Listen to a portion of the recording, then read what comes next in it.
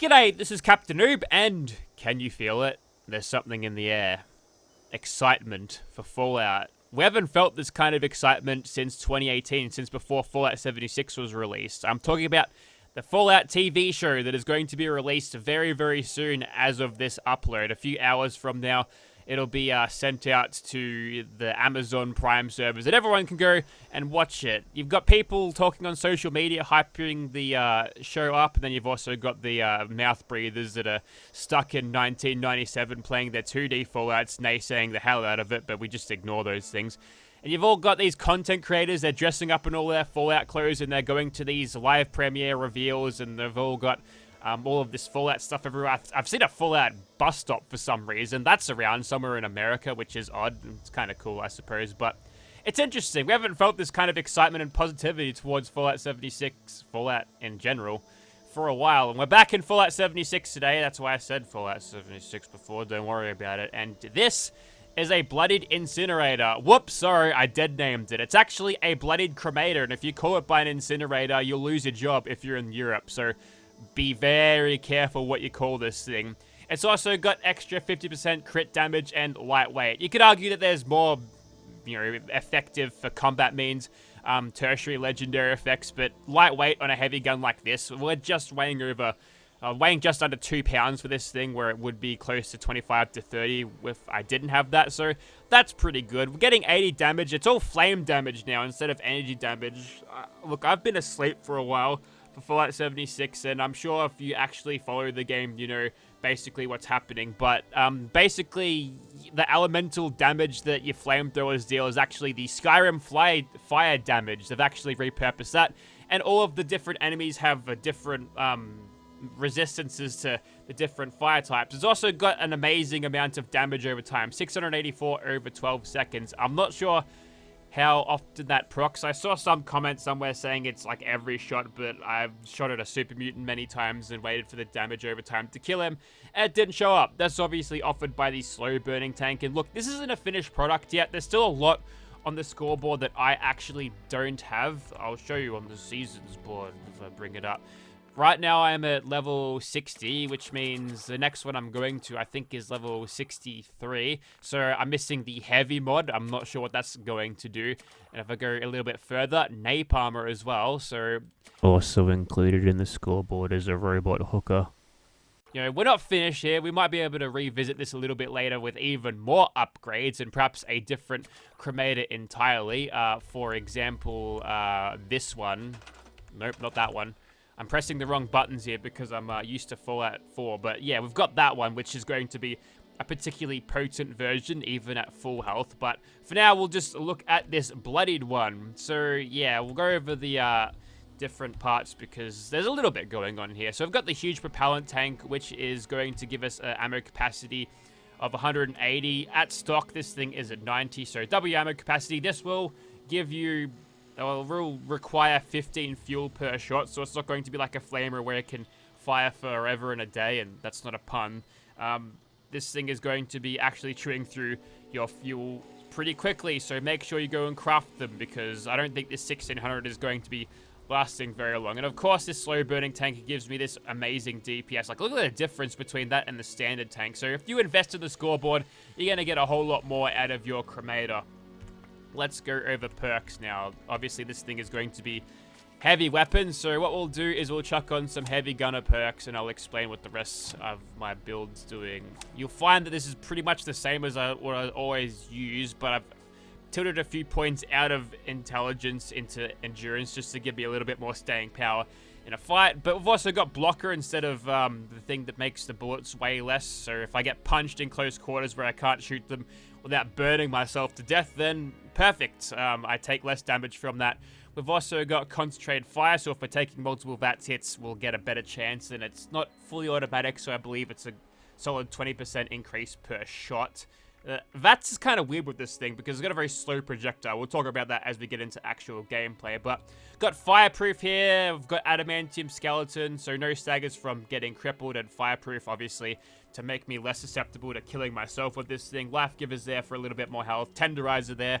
Extra damage for 10 seconds. That's pretty helpful. Demolitions expert. I don't actually know if this works with the Cremator, but it's got an explosive part, so I'm thinking that might help. I've also got the Grenadier thing here. That might increase the radius of it. I actually have no idea, so you might have to fill me in the comments there. I've also got Green Thumb, just because I wanted to fill in thing there. Extra perception means better VATS accuracy from the derived stats. Anyway, we've got Enforcer, so if anything's a little bit out of reach, we'll bring it down. We've got the Cold Shoulder today because it's just a really good weapon, so we'll be using that if we need to drop a Scorch Beast on its ass when it's flying around. Sneaking, I mean, that's helpful. Gun Through is going to be useful because this thing doesn't actually require a lot of AP to shoot, so we might be able to utilize Gun Through to get ourselves a whole lot of damage, provided we can chain a bunch of enemies up. Obviously, in Adrenaline's here because, you know, getting a kill streak will give you a little bit of extra damage, and we've all got all the crit perks to allow me to crit basically after every shot. Obviously, when we boost the luck stat with our legendary unyielding effects, we'll get 33 or 34.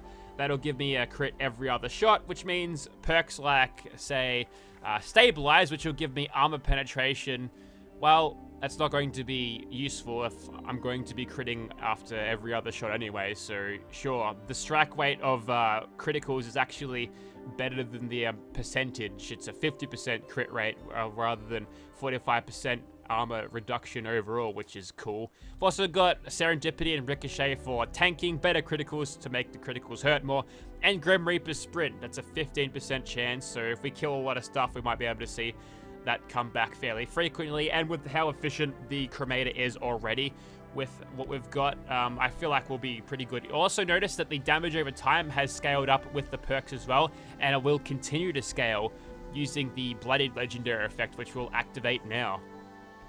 Look how responsive that is. It's slowly ticking up and up and up as I'm getting irradiated.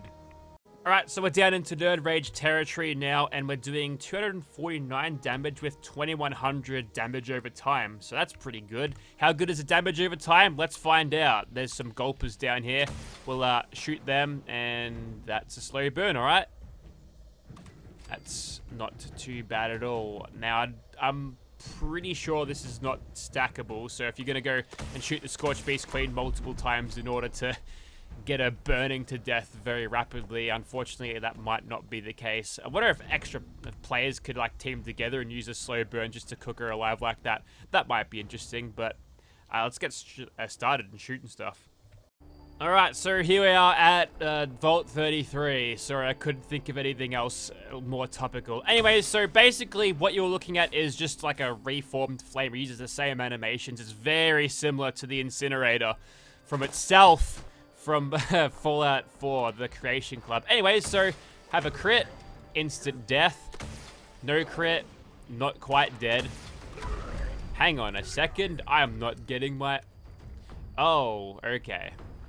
Okay, so I took some of the armor off to irradiate myself faster because, you know, radiation resistance. Anyways, now I've got crits after every shot. That's pretty good. Now look at this.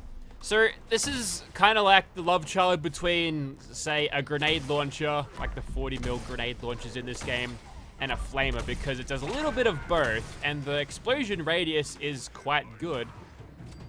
But what might be the Achilles heel of this thing is that it's very not efficient on ammo. See, I'm thinking if I'm going to be dailying this, it's up against a plasma caster, up against a Gauss shotgun if I'm in that kind of mood, and that's a turret robot thing.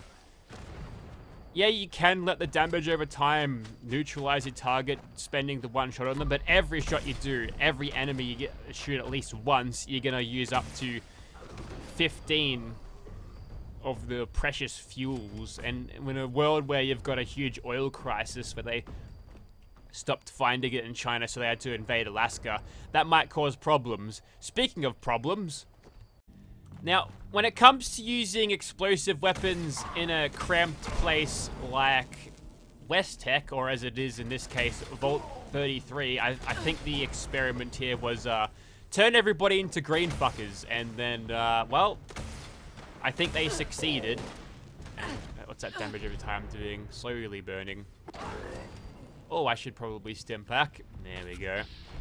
But yeah, it's potentially harmful for the player to be using it in such close quarters situations, especially when I've got the Grenadier thing. I think I just set myself on fire there.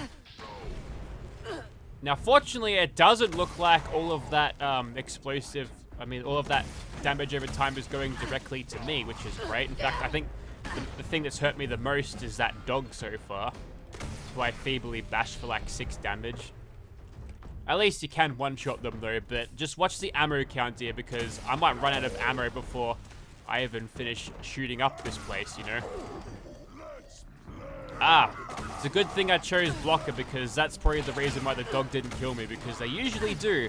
I also redid all of the mutation serum, so I'm not getting any of the drawbacks from the mutations like I'd usually carry, which has given me like 70 health at Nerd Rage threshold, which is way more than usual. I feel like I'm like an unstoppable tank, this sort of setup. And I like your projectiles, your grenades of the nuclear variety. This is not going through walls at all, so you can't cheese this place for easy XP like all of those other individuals do. Just leave it at that, individuals, that works. That dog just ran into a wall on fire. Okay, so we've got not a whole lot, but if we could gather these guys in a position where we can get more of them at once, we might just be efficient enough to do this properly. I think in terms of ammo efficiency, you'd probably be better off with a strong flamer and just cooking them using a couple of bits. But of course, the game does offset this, and it's been a while since I've played this, of course, and there's a couple of things that I don't immediately think about, but there's context-sensitive ammo drops in this game, so you can harvest a little bit of ammunition back. I found that if I'm using a plasma caster, I'll gain more ammo than I use because I'm either 1 or 2 shotting literally everything, and if they're dropping 9 to 18 of them randomly, then I'm in pretty good shape. So it looks like the only thing that I'm going to be dying by is a slight damage over time. For whatever reason, the explosion is not affecting... Spoke too soon. You get the idea though. Alright, it's time to kill some ghouls. Still on this limited ammo capacity, but if we're efficient and we draw them all into one section, I feel like we'll be just fine. So we'll tickle them by hitting them with our cremators, and we'll go and try to rile everything up. Cremator. It sounds like, you know, the introduction scene in Cars with Mater. He goes, Tow-Mater without the tuh. It's Cremator, but without the cruh. Anyways, we'll just lure these dudes. They're all coming up. Good news. Hey, they're lively today. I guess all that time on the bench sort of screwed them over. They got tired of not being killed day in, day out. But all we need to do is dance around here. I'll get back to you when we have found the horde.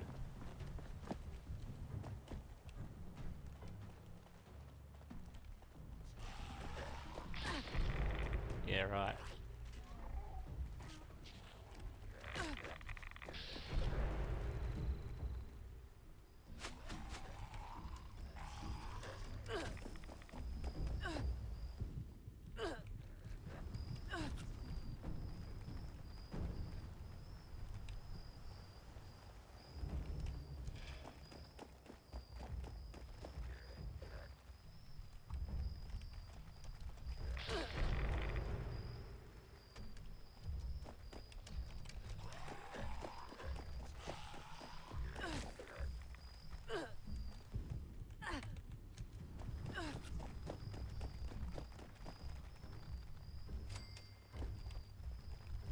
Okay, so I've gathered a sizable crowd at this time, and might I say, I've taken several hits that were nowhere near me because, you know, it's Fallout 76 and it's all got this weird netcode about it. So, you know, we've got all these ghouls that really shouldn't have hit me. I'm surprised that didn't actually connect, but here we go. So this is all of these people stuck in 1997 coming out of the woodwork. I'm rounding them up like COD zombies.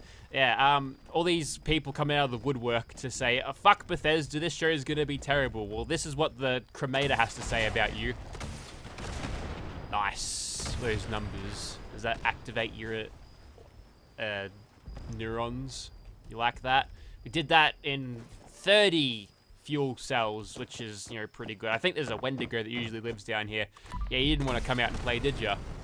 He got one-shotted. Well, 45 for this entire ghoul horde. That's not terrible. Well, it's going to be 60 now because this guy's still alive, but I think you get the idea. There's even a bear over there. We'll just try to hit him from back here. Not quite. Might take me a while to dial in the drop here, but why would I ever do that when I've just got VATS to auto-aim for me instead? That's my question. So much more effective. Even though we're not getting those criticals until those shots actually hit, and just surprisingly calm about being on fire. Alright, so Knight's well and truly fallen at this stage, so what I'll do is kill a bunch of crackheads. The cops won't see me. Yeah, not a huge surprise. These are all going to be one-shot kills. Also, they changed how legendaries work since I last was fucking around in Fallout 76. Instead of doing that dumb regenning thing, which was always broken in this game, they just give them a shitload more health, which is fine. And now we've got a limited amount of shots to use against the Swan. Like, obviously we're going to deal with those crackheads pretty quickly, but the main meat here is going to be... It's not even this one. He makes the same sound, though. You're a poser. How dare you stand where he stood.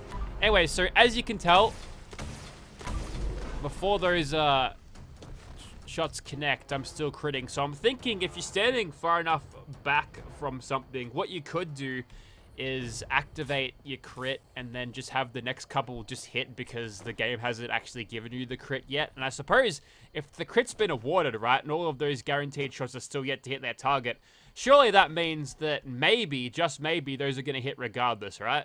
Maybe we'll test that against a Scorch Beast. Gee, it's moments like these where I wish I had that ammo factory perk. Yeah, sure. I'm not taking the piss when I say that, believe me. Okay, so I'm pretty sure that we'll be able to turn these guys into ash pretty quickly. Although the Mirelurk Kings are usually pretty hardcore. They used to be able to carry their poison on the sound waves they spit at. Yeah, that used to piss me off all the time. Anyways, there's the Mirelurk Queen, so we'll throw some things her way and see if we can get some good old-fashioned damage over time stacking. Very bad time to reload. See, when I'm playing Fallout 4, I've got a mod that allows me to sprint and reload at the same time, or at least cancel reloads to sprint. And I was expecting I could get myself out of that situation, but, you know, I died with 5 nuclear waste on me. That's just how it works. Anyways, so what I could do instead is slow the beast down, hitting it in legs. Ah, we're not doing any limb damage, are we? Well, that's not good. A little bit of less versatility factor there, which definitely means we won't be able to kill a... Oh, it's still burning in the water. Good. Gonna make sure we're not playing on those other dumb video game rules. But yeah, not being able to cripple a Scorch Beast wing by shooting it with a Cremator, which means cold shoulders coming out, which is great because I want to use it.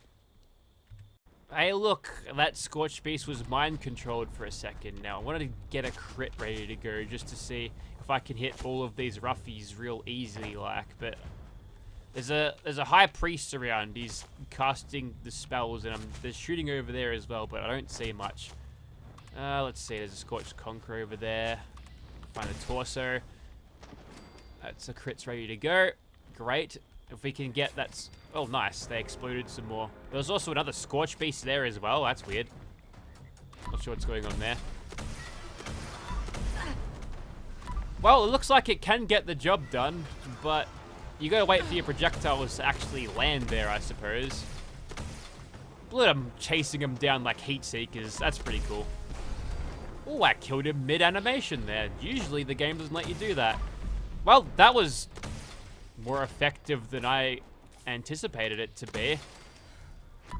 So, it's a pretty powerful weapon, but here's the thing. I've already got a weapon that can do this better without causing damage to myself. Not on me, of course, because I didn't think this far ahead. But if I use my anti-armor vital plasma caster, it can basically do this but better. Sure, I'm not going to get multiple enemies very quickly through constant explosions, but I've got VATS and gunfill anyway, so I could do it clean, and there's no risks of friendly fire either. That's not a pun. Sometimes you might aggro NPCs you don't want to by doing that, but yeah, it's an effective weapon. I think the ammo consumption is probably its Achilles heel. Like, that's probably the worst part about it, but other than that, it's got good AP use, good damage. The explosion radius is also pretty good. The ammo, I suppose, you could argue is pretty light too, being just like fuel instead of 40mm grenades, which is a pretty big perk investment and weight investment to carry those things around if you want to use them for dailies. But there you go. It's pretty good, I guess. Is it better than the Cold Shoulder? Well,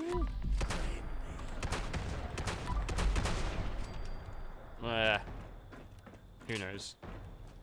Different weapons for different roles, but honestly, from what I've seen so far, yeah, it's pretty good, but maybe overall, I might have to test it a little bit further, but I'm still edging towards the Plasma Caster right now. But anyways, that was it. Thanks for watching. See you again in 2 years when I bother to light this game. I could play this game again, boot it up maybe.